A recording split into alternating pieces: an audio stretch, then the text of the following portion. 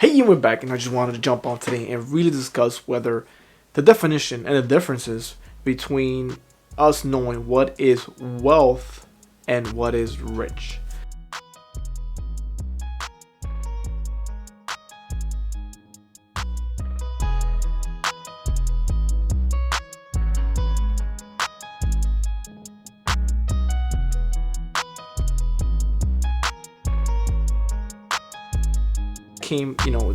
The topic about what is wealth and what is rich came to me today. I was watching the Minority Mindset, which is a great channel. Also, if you have about finances and questions about that, I don't personally, I'm not endorsed by them, but he has great knowledge and great facts on how to improve your personal finances. But I've been seeing a lot of differences between, especially reading the book Rich Dad Poor Dad. If you haven't read that book, see if you get a chance, get your hands on it. A lot of people have probably read it already, but one of the biggest takeaways from that was that you can have all the things, you can look successful from the outside, you can have all the accolades, all the material as far as the shiny toys, the house, the clothing, vacations, you name it. You look from the outside, you look rich, right? And anybody, in the book he says, anybody can be rich, right? You can make a lot of money and be rich. You can go and get a great job, great paying job, and basically, if you want to do that, you can also take that and do that stuff. But you can get a car loans, you can do all these things and look really, really good. But if they said if that income is stripped from you, right? If you lose a job, we had a tough year last year with this whole pandemic. If you get unexpectedly fired from your job, what is actually yours, right? What it is you have that is yours. And that is what basically, in the book Rich Dad Poor Dad, he says that's part of what you call wealth. Not only is it wealth, is basically you have you're on your own terms and you have time, you're buying time for yourself. Wealth is also knowing if you were to stop working today, how much time would you be able to be without having to work? And wealth is that time that you don't have to work if you don't want to. And necessarily we can kind of confuse the two when we think wealth is how the most money ever and you're like a billionaire. Great. That does kind of correlate. You got to have obviously massive money as well to have wealth. But at the same time, you can buy or invest in assets that are able to pay you, which will buy you time, because now you don't have to go out and get this money for, you don't have to work for this money because you're getting it from your assets. So basically the accumulation of wealth is the accumulation of assets as opposed to accumulating toys and debt and all these type of obviously things that we kind of feel that is normal and it's nice and it feels good, but is it really going to be worth for us in the long term? And I don't think there's a right or wrong answer. Let me just be clear on that. Whatever makes you happy, whatever floats your boat, great. At the end of the day, money is not the end all be all. But as Jasper was saying in the video, it's like we don't care about money. We say money's not everything, but at the end of the day, we go to jobs we hate to get what? Get money, right?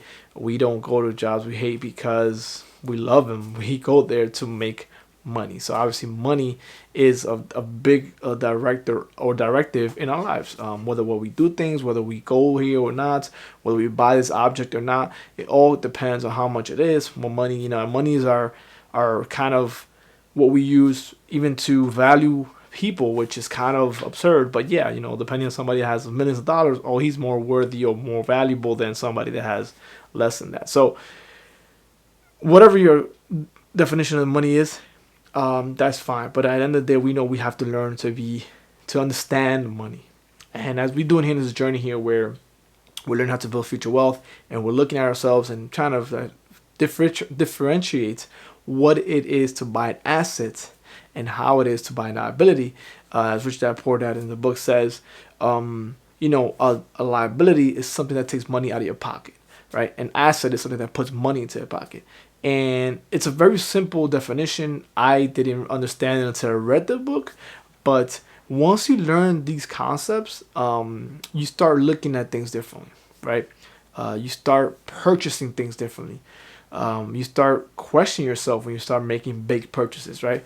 And then I feel like in school, right, in our schools and public, especially public education, these topics are not really taught because obviously, at the end of the day, if we were all financially literate and we all thought about certain things, then the economy wouldn't really run, right? The economy works and functions because of our consumers. I mean, we didn't consume things, the capitalist, the whole concept of our economy will kind of take a drop because we all are depending on it. So, still, getting yourself financial literate doesn't mean you're not gonna buy nothing. Doesn't mean you're gonna sit in a box and not purchase anything. It means that you're gonna be able to focus on understanding that you want to build your wealth and buy back your time, in the sense that when you buy your assets, when you're buying assets, and that can be all different forms, right? There's obviously people love obviously we talk about stocks, bonds, any type of commodities, all these things that we have on the market, and then we have real estate, and then we have now the whole new thing. We have different investments, right? Whether it's investing in a business, there's all these small investments that we do that are assets, right? And again, we're stating that an asset that puts money into your pocket. If you buy something that doesn't put money into your pocket, it's not considered an asset. It's considered a liability. And something that doesn't do anything, that just sits there, it's not really an asset, right? It's just you buying it, right? If you buy and he gives a great example. If you buy a car and you have a monthly payment, that's a liability. Now, if you have to buy a car and you're able to maybe drive around Uber or whatnot, and you're making that monthly payment and more, and you're putting money into your pocket with a difference of it, and you're able to pay off your gas, insurance, and everything else, and you keep in profit, then that becomes an asset, right? So I think not everything is black and white. You can turn an asset, you can turn a liability into an asset, right?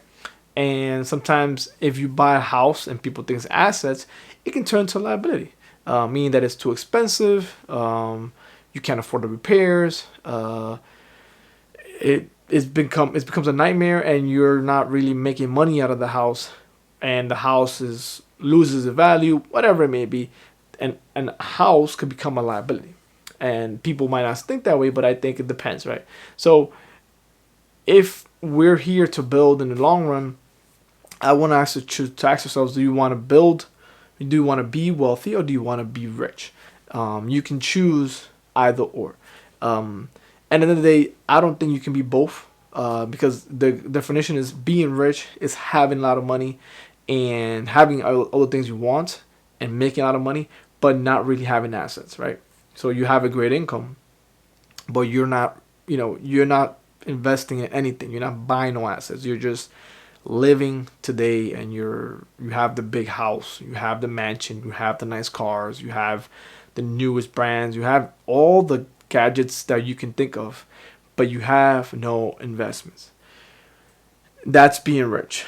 So whether you want to be rich or wealthy on the other side, where you might not have a big income, but you're able to diligently save or diligently invest into assets, buy assets for the long run. So hopefully that at a later date, if you're not able to work anymore, you're not able to provide for yourself anymore, eventually these assets take over and take care of your lifestyle. They provide for you.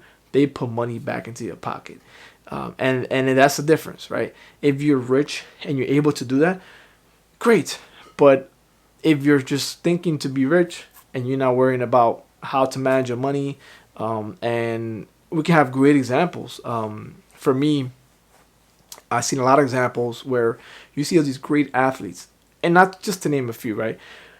But most athletes, there was an article that a lot of the top athletes go bankrupt within the first 5 years after they retire, right? And mind you, these guys are, and ladies as well, they're earning top money, right? They're earning millions and millions of dollars throughout their lifetime. But because their lifestyle is so inflated, they have to keep up with that lifestyle. And most of them, unfortunately, they didn't have the right mindset around them. They didn't have the right mentors that they weren't really thinking about what happens when I stop playing, what happens when I stop having this income. And that is kind of what the concept we got to take for our lives, right?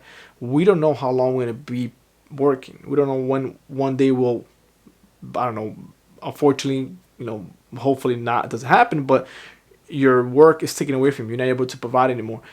What can supplement your income, right? And become an income, as opposed to now not having anything and depending on the government. At the same time, this can happen to any of us. And I think great examples are athletes, people that, like I said, earning great amount of money throughout the career. They retire at a young age. What are they going to do after that, right? Are they going to buy a business? Are they going to invest into something? Are they going to invest into real estate? Are they going to invest into to stocks, bonds, whatever it may be? But that's the difference where you see somebody as rich and wealthy. The rich are high income earners, most of them. They buy all these things. They are great for vacationing. They have this lavish lifestyles, but they're not investing in the futures. The wealthy, they are always buying assets because their priority and kind of their